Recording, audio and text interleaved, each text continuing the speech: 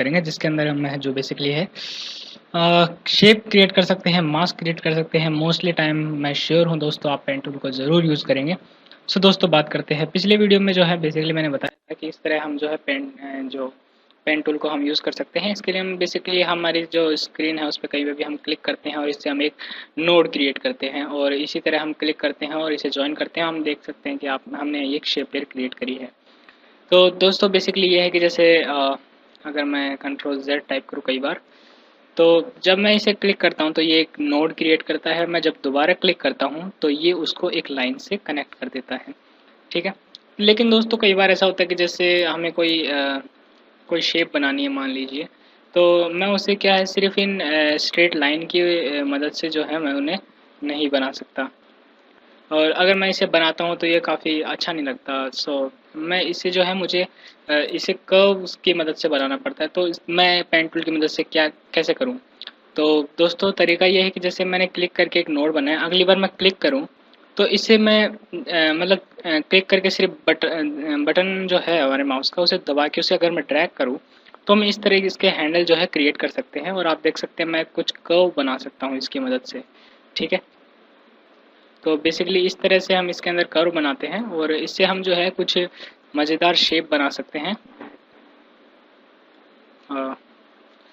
काफ़ी घटिया लग रहा था जो है, पर आपको बेसिक आइडिया तो पता चल ही गया होगा किस तरह से हम इसकी मदद से है जो ये बना सकते हैं शेप्स।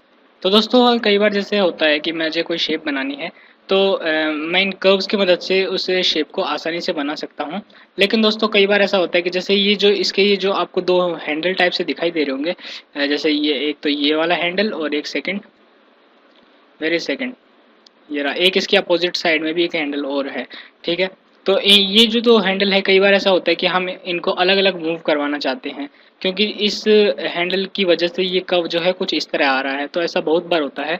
तो इसे हम कैसे एक्सेस कर सकते हैं इसको अलग से, कि मैं जो अपने कीबोर्ड पे ऑल्ट की है ALT ऑल्ट की को दबाता हूँ तो आप देखेंगे कि जो मेरा माउस पॉइंटर है वो चेंज हो रहा है, आप देख सकते हैं।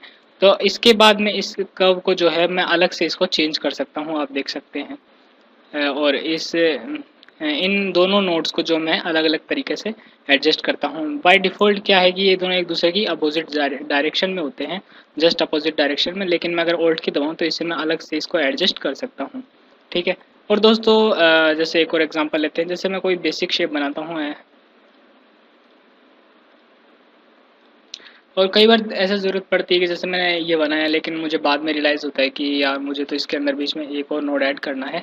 तो मैं इस अगर स्ट्रेट लाइन के ऊपर अपना अगर ये पेन टूल लेके जाऊँ और तो आप देखेंगे इसके ऊपर एक प्लस लिखा हुआ आ रहा है। इसका मतलब है कि अगर मैं क्लिक करूँ तो ये बीच में एक और नोड ऐड कर देता है, और सेम उसी तरीके से अगर मैं क्लिक करके इसे ड्रैग करूँ तो आप देख सकते हैं मैंने इसके हैंडल बना चुका हूँ।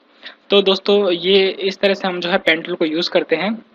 हम बेसिकली पहले सिंपल शेप बनाते हैं और उसके बाद में उसे धीरे धीरे कॉम्प्लेक्स बनाते हैं, ताकि इसमें हम कुछ चेंजेस कर सकें, या फिर जो हम एडवांस करना चाहते हैं या जो भी हम बनाना चाहते हैं बेसिकली उसके ऊपर। तो दोस्तों बेसिकली ये था कि पेन टूल को किस तरह यूज़ कर सकते हैं। पेन टूल का कीबोर्ड शॉर्टकट है जी। जी उन्होंने पता नहीं क्यों इसे कीबोर्ड शॉर्टकट दिया है, मुझे बिल्कुल याद नहीं रहता, फिर भी पता नहीं कैसे ये मैं इसे यूज़ करता हूँ। लेटर जी पेन टूल के लिए जी ये अजीब है, पर पी से ओ पोजीशन मुझे याद है फिर भी, लेकिन पी से पोजीशन आती है इसलिए शायद उन्होंने जी इस पे दिया है। तो कोई नहीं, हम इसे भी याद कर सकते हैं क्योंकि हम बहुत इंटेलिजेंट है। तो दोस्तों ये था बेसिकली पेन टूल के ऊपर कि किस तरह हम पेन टूल को यूज़ करते हैं।